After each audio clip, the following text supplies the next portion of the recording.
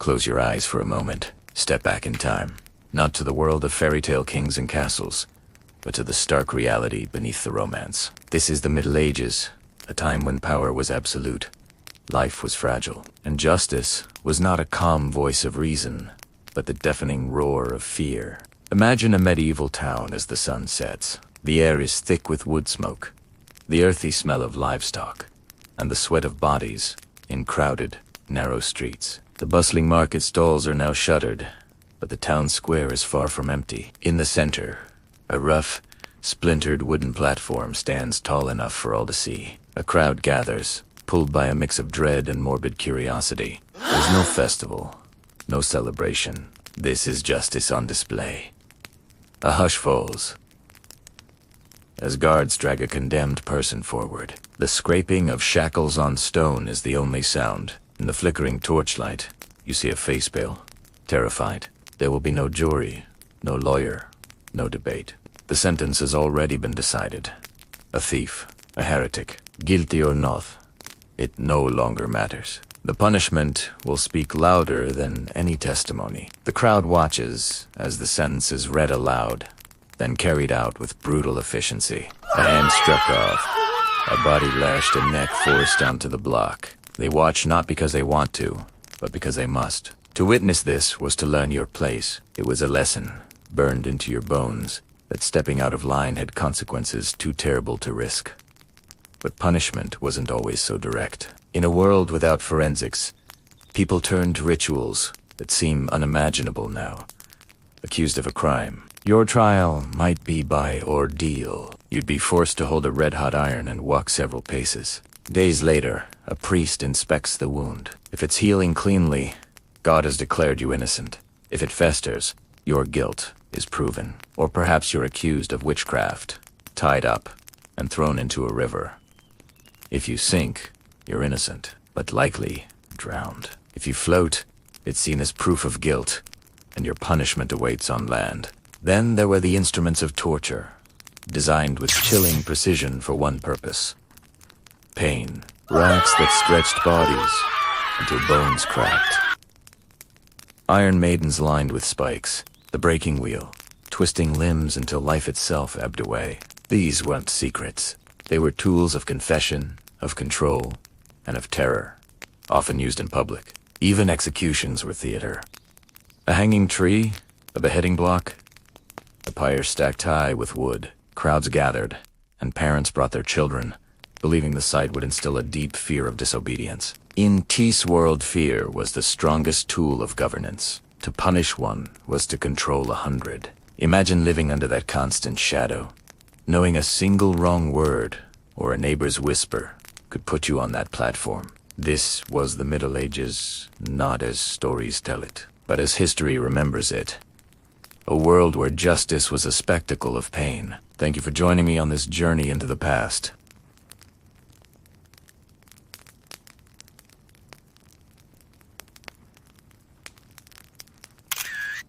To understand the soul of medieval justice, you have to start in the public square. This wasn't a world of hidden courtrooms and lengthy appeals. Justice here was a live performance, a terrifying spectacle for everyone to see. Public punishments were the medieval world's most direct and brutal way of saying, "Obey, or this will be you." Imagine the center of a medieval town. Cobblestones are still damp from last night's rain. Merchants are yelling about their goods, and kids are running through the crowds. But rising above it all is the pit that's just rough, weathered wood, but it's unmistakable. Today, a man is locked inside it, his head and hands trapped in the holes. His shoulders ache, his lips are cracked. But the real pain, it's the eyes. All those eyes, watching him. People who once greeted him on the street are now throwing rotten vegetables, spitting insults, and laughing at his misery. Nearby, someone else is in the stocks. They lock your feet, forcing you to sit low to the ground, helpless.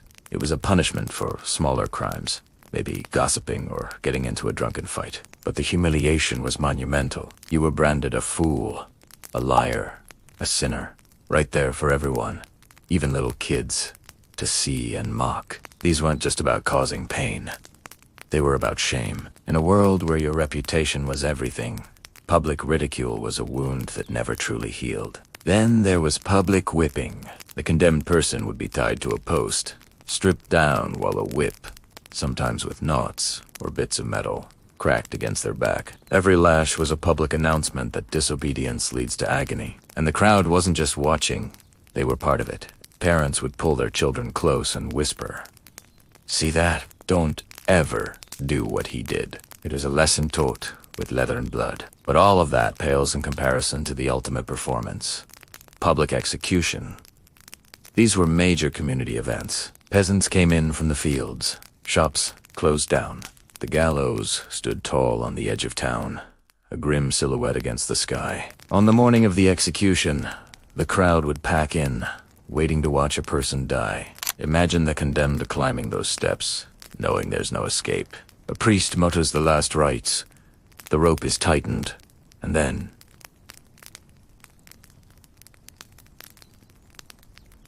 a terrifying silence, followed by the sudden thud of the trapdoor and the gasps from the crowd. Executions by axe or sword were a different kind of spectacle. If the executioner was skilled, it was quick. But if he wasn't, it could take 2, even 3 tries. A horrifying, bloody mess that left the crowd shaken. And then there was burning at the stake, reserved for heretics and accused witches. It was slow, agonizing, and meant to be a warning visible for miles wrapped in smoke and ash. The goal of all this wasn't just revenge. It was theater. It was a show designed to teach a lesson through fear. In a world without a real police force or massive prisons, rulers used terror to keep control, punish one person publicly, and you warn 1,000 others. But think about what that does to people. Every time you went to the market, you might see a neighbor in the stocks or a body swinging from the gallows. Justice wasn't hidden away. It was part of everyday life. This was the first, most visible layer of medieval justice punishment, as a public show, designed to brand obedience into the hearts of everyone who watched. It was brutal, merciless, and it worked through fear. But this was only what happened in the open. To understand the full picture, you have to step out of the square and into the shadows. There, in dungeons and torture chambers, justice became even more dreadful, testing not just the body, but the soul itself. Hello and welcome back to our channel. Today, we're journeying back to a time when courtrooms were not filled with lawyers and evidence, but with fire water and a terrifying belief that God himself would reveal the guilty. This is the world of the trial by ordeal. In the Middle Ages, justice wasn't separate from religion. Human judges could be tricked, but the Almighty could never be deceived. So when there were no witnesses or confessions, communities turned to a brutal test where God was expected to reveal the truth through suffering. Picture this: an accused person, trembling, surrounded by their entire village. Their fate rests not on reason, but on wounds, burns, and scars. What they were about to witness wasn't just punishment, it was a conversation between heaven and earth. One of the most feared was the ordeal by fire. The accused was forced to carry a red-hot bar of iron for several paces. The blistering hand was then wrapped in linen and sealed by a priest. 3 days later, the bandages were removed. If the wound was healing cleanly, it was a miracle, a sign of innocence. If it was infected and festering, God had declared them guilty. Can you imagine the terror, knowing your fate depended not on the truth, but on how your skin reacted to extreme heat? Then there was the ordeal by water, which was perhaps even stranger. The accused was bound with rope and lowered into a river. The logic was simple but cruel. Holy water would reject the guilty. If you floated, you were guilty. If you sank, the water had accepted you, proving your innocence. Of course, many innocent people drowned before they could be pulled out. But to the medieval mind, this too was God's will. Not all ordeals were so dramatic, but they were no less terrifying. In some cases, the accused had to swallow a piece of consecrated bread. If they choked, it was seen as God revealing their guilt. In another, they'd plunge a hand into boiling water to retrieve a stone. Again, the healing of the resulting burn would determine their fate. The logic was never scientific. It was always divine. The church was central to these rituals. Priests blessed the elements and prayed over the wounds, giving the ordeal sacred authority. To doubt the outcome was to doubt God himself. So, when a wound became infected, no one blamed poor hygiene. They believed the Lord had spoken. For us, these practices seem barbaric and absurd, but for medieval people, they provided order in a chaotic world. They gave a sense of certainty when evidence was scarce. It aligned perfectly with a worldview where life was a constant trial and God was always watching. Famous stories, like Queen Emma of Normandy, walking barefoot over burning plowshares and emerging unharmed, spread like wildfire, reinforcing the belief in this divine justice. By the 13th century, the church began to distance itself.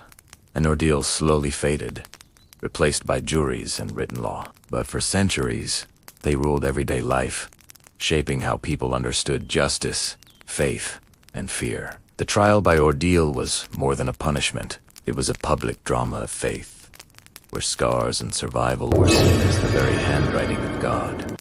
When we think of justice in the Middle Ages, it's easy to imagine armored knights, grand courts, and dusty old charters. But behind this formal image lay another, much darker world of interrogation devices designed not just to punish, but to terrify.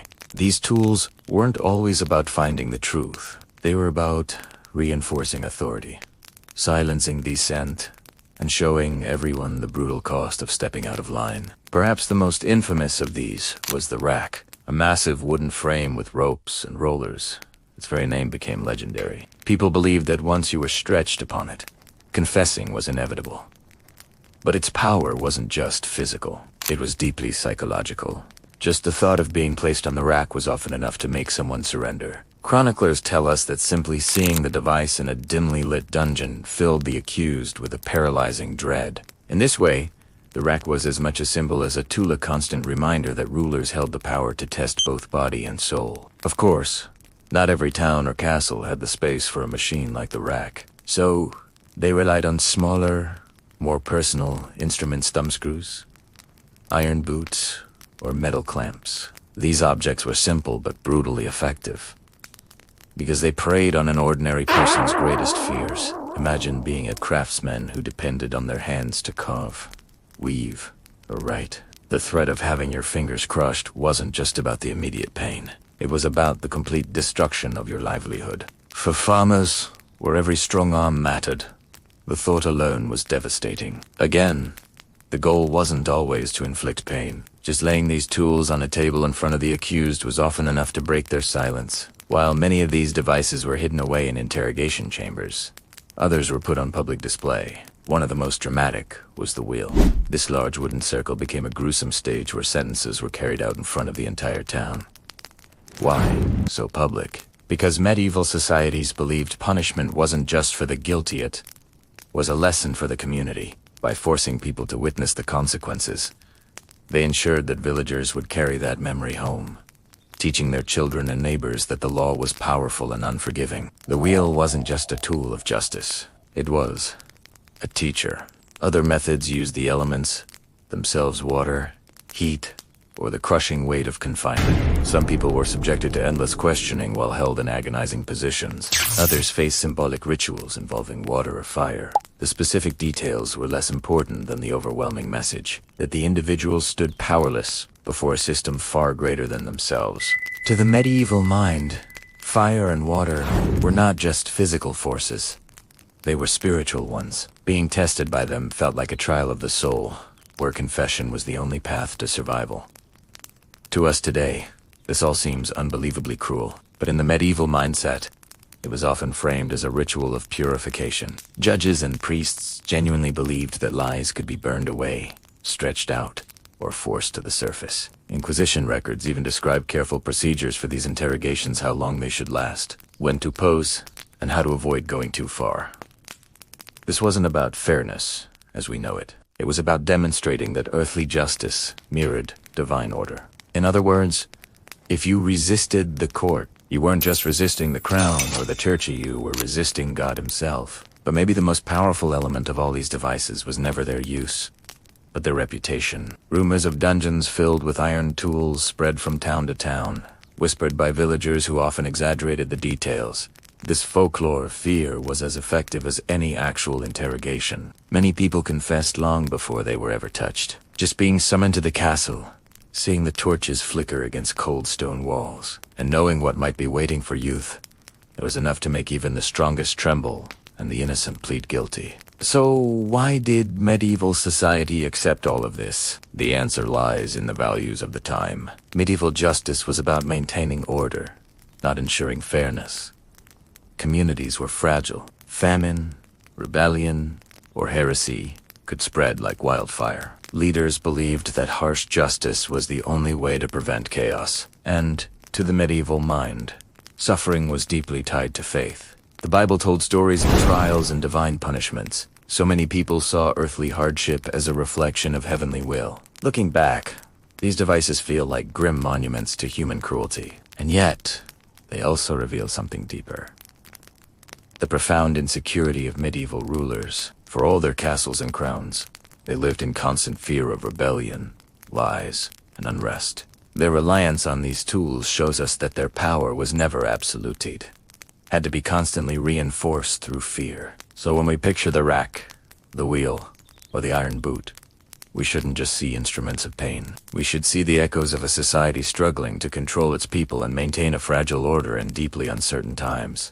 When you picture justice, you probably think of a blindfolded woman holding scales, weighing right and wrong equally for everyone. But travel back with me to the Middle Ages, and you'll find that justice wasn't blind at all. It saw everything. Your title, your wealth, your power, and who you were mattered far more than what you did. Punishment then wasn't about fairness. It was about keeping society's fragile order intact. For the highborn to nobles and knights on punishment had a strange sort of dignity. The sentence for a serious crime was often beheading. It sounds brutal, but by then it was considered an honorable death. Quick, decisive, and carried out with a sword or an axe. It wasn't a drawn-out public spectacle. Why?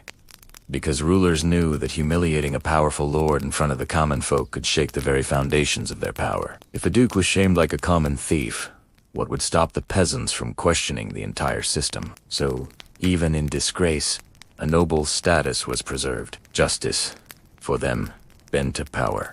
But for the common people, the farmers, the blacksmiths, the poor, there was no such dignity. Without a title to shield them, they faced the raw, brutal end of the law.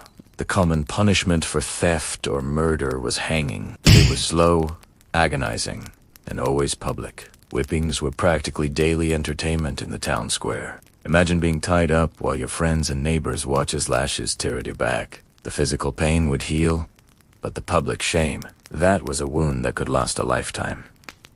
And then there was mutilation. A hand chopped off for stealing, an ear for lying. These weren't just punishments. They were permanent, visible brands of your crime. A walking warning to everyone you met. And perhaps, most chillingly, children weren't exempt. In an era where childhood as we know it didn't really exist, a boy old enough to work the fields was old enough to face the law. Historical records showed children being flogged or publicly shamed, just like adults. The logic was terrifyingly simple. Better to scare a child into obedience early than let them grow into a criminal. Fear, not compassion, was the teacher. Beyond theft and violence, there were crimes of belief. Doubting the church or being accused of witchcraft was seen as more dangerous than any physical crime. A thief might steal your purse, but a heretic could poison an entire town's soul. So, the punishments were designed to be terrifying. Those accused of heresy or witchcraft faced trials meant to break their spirit. In a world plagued by unexplained illness and bad harvests, blaming a supposed witch offered a simple answer and a twisted sense of comfort. The more dramatic the punishment, the more the community felt that order had been restored. That's the key. All of these punishments were public theater. Gallows were built in marketplaces for everyone to see. Confessions were read aloud to silent, watchful crowds. Every sentence was a lesson hammered home. Through fear, obey your Lord, honor the church, and know your place, or this could be you. Justice wasn't about finding the truth. It was a performance of power, a tool for control. It created a ladder of consequence. The higher you stood, the softer you fell. The lower you were, the harder the crash. Looking back, It seems unbelievably cruel. But for people in the Middle Ages, living in a world one bad harvest away from chaos, this system made a grim kind of sense. They believed only visible, unforgettable punishments could hold society together. And while we've left beheadings and public floggings in the past, the shadow of this inequality lingers. It's a powerful reminder that the idea of justice has always been a struggle between what is truly fair and what those in power decide is necessary to maintain control. Picture the medieval night. The streets are empty, homes are bolted shut, and a deep silence falls. But this silence isn't peaceful. It's heavy with something unseen, something felt. It's the shadow of punishment. A constant awareness that justice in the Middle Ages was swift, brutal, and terrifying. This fear, more than any army, shaped daily life, seeping into cottages and castles, markets and monasteries, and even the dreams of ordinary people. Let's step into a typical medieval day. Farmers are in the fields, women are spinning wool, and merchants haggle in the marketplace. Life looks normal, almost peaceful. But just beneath the surface, a quiet caution guides every action. A slip of the tongue, a whispered accusation, or a simple misunderstanding could instantly turn a neighbor into a suspect. People were careful with their words, measured with their laughter. Insulting the wrong person, a local official, a priest, or a powerful landowner could lead to accusations of heresy, blasphemy, or treason. For the poor, this fear was even sharper. Hunger might drive a peasant to steal a loaf of bread or a few eggs. These small acts of survival could bring consequences far heavier than the crime itself. And because punishment was always public, it wasn't just the body that suffered. A person's dignity, honor, and their family's reputation were scarred for all to see. In a way, fear was the glue that held medieval society. People obeyed because they dreaded the consequences. A thief might be branded with a hot iron, a gossip whipped in the town square, a rebel hanged before a jeering crowd. The authorities believed, and often proved, that nothing disciplined a community more effectively than the sight of suffering. The message was clear. The law is watching, the church is listening, and the crown is always ready to strike. But this system had a darker side. When disaster struck a failed harvest, a spreading illness, or a sudden fire, people didn't look for rational explanations. They looked for someone to blame. Who angered God? Who bewitched the cattle? Suspicion, sharpened by fear, would often fall on the most vulnerable. Widows, healers, foreigners, or anyone who was just a little bit different. This fear wasn't just shouted in the marketplace. It was whispered behind closed doors. Families warned their children not to speak too freely. Keep your opinions to yourself, parents would say. Silence became a tool for survival. It was safer to blend in than to stand out. Fear turned entire villages into communities of careful listeners, where trust was fragile and your reputation could mean the difference between life and death. Nighttime brought its own terrors. The stillness was filled with the ghosts of punishments witnessed. The image of a man locked in the pillory, pelted with rotten food.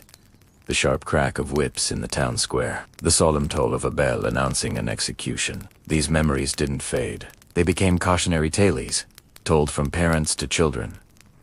Don't steal, or you'll end up like him. In this way, fear outlived the condemned. One public punishment could haunt a village for generations. As families carried the stigma and children grew up with the images burned into their minds. This wasn't an accident. Fear was a deliberate strategy of power. Kings, nobles, and church leaders knew that maintaining order required more than just armies. It required obedience, rooted in dread. Public punishments were staged like terrifying plays, designed to send a clear message. This could be you when it worked. Villagers feared not just crime, but authority itself. They learned that questioning leaders was dangerous, and that even innocence might not save you from an accusation. This constant anxiety became a part of life. Imagine lying awake at night, hearing the wind, and wondering if a disgruntled neighbor might accuse you, or if a small, forgotten debt could bring ruin. The psychological weight of this constant threat was often more powerful than the punishment itself. It was a tradition passed down through generations, a shadow that outlasted the medieval era. It forced later societies to ask a fundamental question. Is order worth the price of cruelty? Can justice exist without mercy? The medieval world was built in the shadow of the gallows, and in that shadow lived an unseen ruler, stronger than any king. And perhaps the most haunting truth is that fear is not just a punishment. Fear itself is the prison. The story we've walked through tonight has been a difficult one. The punishments of the medieval world weren't the kind of justice we know today. They were brutal, public, and designed to shape people through fear. Yet, to those living in that age, they were seen as necessary, a way to hold fragile societies together when order felt like it could slip away at any moment. Imagine the crowded marketplaces, where villagers watched as someone was locked in the pillory or led to the gallows. For us, it seems cruel and unimaginable. For them, it was part of daily life, a stark warning that crime carried severe consequences. Fear wasn't hidden away in prisons. It was put on display for every eye to see. But behind that, cruelty was also fragility. A fragile belief that only pain could preserve peace. A fragile understanding of justice that confused order with suffering. And yet, without knowing it, those people lived through an age that would slowly, over generations, evolve towards something better. Each harsh punishment, each whispered tale of dread, became part of a long story of change, a story that would eventually lead to laws shaped by fairness, reason, and compassion. Tonight, as you close your eyes, you might picture those dark, torchlit streets of medieval towns, filled with whispers of fear, but let that image soften and drift away. Because you live in a different time. A time where justice, though not perfect, strives to be fairer. A time where cruelty is no longer the heart of law. A time where we can look back and say, we have walked a long road, and we must never return to those shadows. The echo of the past still lingers, like a faint voice calling from centuries ago, but we don't need to answer it.